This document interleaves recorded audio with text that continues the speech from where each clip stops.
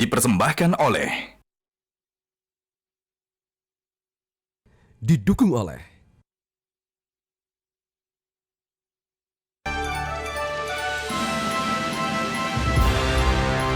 Terima kasih pemirsa, pagi ini Anda masih bersama kami dalam upacara pengibaran bendera Hari Ulang Tahun ke-81 Republik Indonesia, live event yang seru pagi ini, Anggi. Seru sekali, oleh karena itu kita akan langsung tetap mengajak pemirsa untuk melihat situasi terkini pemirsa. Kali ini ada rekan Valerie Budianto yang berada di depan Istana Merdeka ya.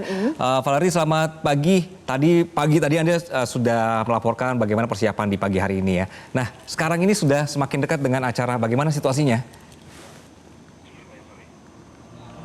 Ya, Anggi dan juga Valen, situasi terkini di dalam Istana Merdeka sudah sangat meriah, sudah semakin ramai. Jadi titik tempat saya berdiri ini benar-benar kita bisa melihat langsung rangkaian upacara yang nanti akan digelar di pukul 10 waktu Indonesia Barat. Dan di sebelah kiri saya adalah lokasi dari Gita Bahana Nusantara yang menandakan memang rangkaian dari pertunjukan seni dan juga hiburan budaya sudah dimulai sejak pukul 7.30 waktu Indonesia Barat. Kalau Anda lihat juga di belakang saya di area halaman istana, ini seluruh tamu undangan dan juga masyarakat yang berhasil war tiket seluruhnya sedang berbondong-bondong ke area istana untuk melakukan swafoto bersama. Jadi tadi pemirsa sekitar pukul 7 masyarakat ini masih belum diperbolehkan untuk masuk ke area dalam halaman istana. Tapi lihatlah saat ini sudah begitu ramai tapi pastinya kondusif. Kita melihat bagaimana masyarakat ini seluruhnya antusias mengenakan dress code atau pakaian yang memang direstui dan juga disetujui oleh pihak dari istana untuk menjadi dress code dari upacara Hari Ulang Tahun ke-81 Republik Indonesia. Nah, untuk pakaian adatnya bervariasi pemirsa. Kalau hari ini saya pakai pakaian adat dari NTT. Nah, masyarakat ini juga banyak memakai pakaian adat dari seluruh Indonesia. Dan tentunya pemirsa berkenaan dengan NTT, kita ketahui bersama bahwa saat ini tengah terjadi bencana gempa bumi di NTT dan oleh karena itu memang perayaan kemerdekaan di Istana Merdeka tahun ini dilangsungkan secara berbeda. Bukan berarti kita tidak memaknai dan juga tidak bahagia dengan apa yang kita rayakan saat ini, yaitu Hari Ulang Tahun ke-81 Republik Indonesia. Tapi juga ini merupakan arahan langsung dari Presiden Prabowo Subianto di mana kemerdekaan ini tidak hanya dirasakan di Istana Merdeka saja, tapi juga upacara ini juga digelar di daerah-daerah. Secara khusus adalah ada sejumlah menteri, ada Menko PMK dari jajaran Kabinet Merah Putih yang memang dikerahkan langsung ke area bencana beserta dengan Kepala BNPB dan juga jajaran lainnya agar memang menunjukkan bahwa negara ini hadir bagi masyarakat. Negara ini hadir di tempat yang paling membutuhkan karena kemerdekaan disebutkan juga oleh Presiden Prabowo Subianto ini harus bisa dirasakan oleh seluruh masyarakat. Dan salah satu wujud dari kemerdekaan itu adalah agar memang bisa merasakan apa yang menjadi kebutuhan masyarakat. Dan kita melihat bahwa telah terjadi bencana di NTT, sudah ditetapkan status tanggap darurat sehingga memang menjadi prioritas utama juga dari Presiden Prabowo Subianto, walaupun memang tetap ada upacara yang digelar di Istana Merdeka, tapi juga ada upacara dan pemantauan secara berkala yang terus dilakukan oleh Presiden Prabowo Subianto terhadap saudara-saudara kita yang berada di Nusa Tenggara Timur.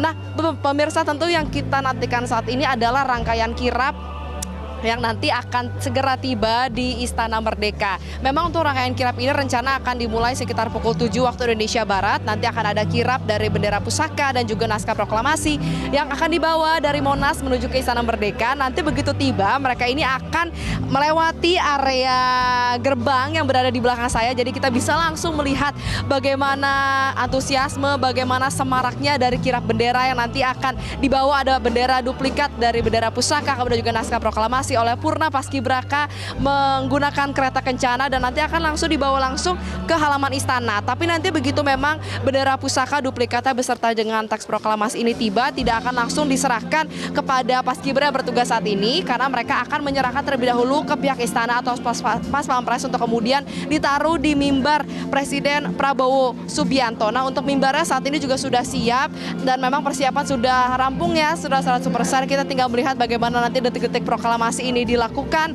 karena nanti diestimasikan akan mulai sekitar pukul 9.44 waktu Indonesia Barat, ditandai dengan pembukaan dan juga peniupan trompet pertama. Kemudian di pukul 9.57 waktu Indonesia Barat ini Presiden Prabowo Subianto akan segera masuk ke mimbar di area belakang saya dan kemudian nanti pada pukul 10 waktu Indonesia Barat akan ada ditiupkan sirine dan juga kita akan mendengar sirine selama 1 menit. Lalu juga kita akan mendengar ada dentuman dari meriam sebanyak 17 kali, juga ada dari lonceng-lonceng gereja. Seluruhnya ini akan dibunyikan menandakan dimulainya detik-detik proklamasi. Detik-detik proklamasi memang sesuai dengan sejarah ya, akan selalu diperingati di pukul 10 waktu Indonesia Barat, karena memang di pukul 10 waktu Indonesia Barat itulah Presiden pertama Republik Indonesia Insinyur Soekarno yang memang membacakan naskah proklamasi di pukul 10 waktu Indonesia Barat. Nah, nanti selesai dari pembacaan dari teks proklamasi akan dilanjutkan dengan pembacaan doa oleh Menteri Agama Republik Indonesia Nasaruddin Umar. Lalu kita akan sama-sama melihat bagaimana rangkaian pengibaran dari bendera merah putih yang pastinya sudah dipersiapkan secara matang oleh Paskibraka di tahun 2026. Kita akan sama-sama terus menantikan bagaimana keseruan dan juga semarak di Istana Merdeka di hari ulang tahun ke-81 Republik Indonesia. Untuk sementara saya kembalikan ke Anda, Valen dan Anggi di studio. Baik, Valerie Budianto melaporkan dari Istana Merdeka. Kita melihat pemirsa barusan bagaimana situasi di sana. Sudah siap-siap untuk acara di pagi hari ini dan semua terlihat ini ya, the best kostum di pakaian adat tradisional, semua terlihat sangat prepare sekali. Dan jangan lupa tadi di sampingnya Valerie ada Gita Bahana Nusantara yang sudah siap juga dari tadi ya. Kita juga sudah dengar sedikit-sedikit pemirsa. Tapi ngomong-ngomong soal perayaan hari ini, jadi perayaan 17 Agustus di Istana Merdeka selalu diberiakan oleh berbagai tari-tarian dan juga musik. Memang setiap tahun ya. Ya, nah satu momen yang mencuri perhatian publik adalah saat anggota TNI Polri ini bergoyang bersama, dan kita biasanya setiap tahun akan melihat itu ya, bagaimana setiap tahun itu ada persembahan yang unik dan selalu ditunggu-tunggu. Nah, ini ada orang yang paling bertanggung jawab terhadap pergerakan mereka supaya tetap kompak, supaya ini karena satu Indonesia yang melihat begitu ya. Iya, dan selalu kompak biasanya. Iya, nah, sudah bersama kami di studio Metro TV ada Reza Muhammad, koreografer gerakan tari pasukan TNI Polri dan para penampil tahun 2023 dan juga 2025. Mas Reza, selamat pagi. Selamat pagi. Pagi, sehat? Salam Merdeka, Salam Mas. Merdeka. Merdeka. Oke, terakhir itu berarti 2025. 2025 tahun lalu. 2023 yang pertama, 2025 terakhir. Oke, Kang, itu memang sengaja setiap tahun itu dibuat ada garis merahnya atau tertentu yang tidak boleh dilanggar, atau memang semuanya nanti kreatifnya juga Kak Reza itu akan adaptasi atau juga ada improve atau boleh mengimprove?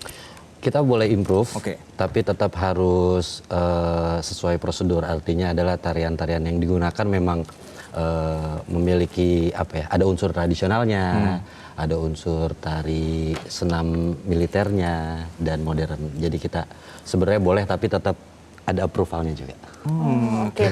Nah, biasanya inspirasinya dari mana aja tuh untuk menentukan gerakannya seperti apa?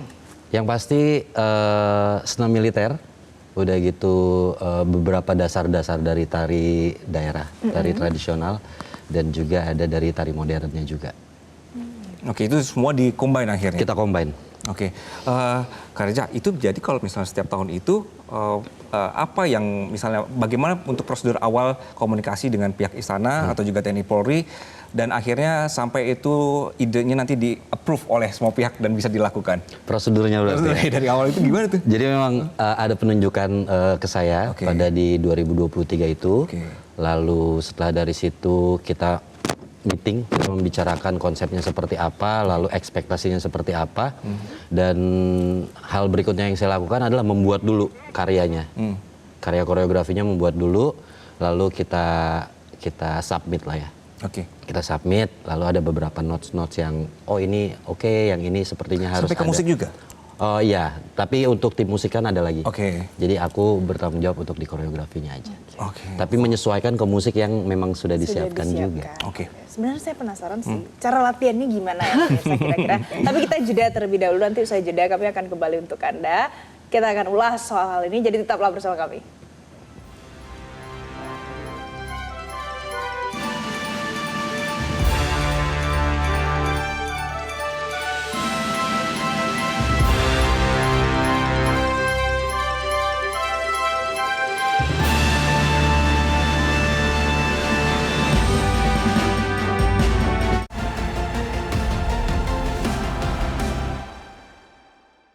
Dipersembahkan oleh Jelajahi cara baru mendapatkan informasi. Download Metro TV Extend sekarang.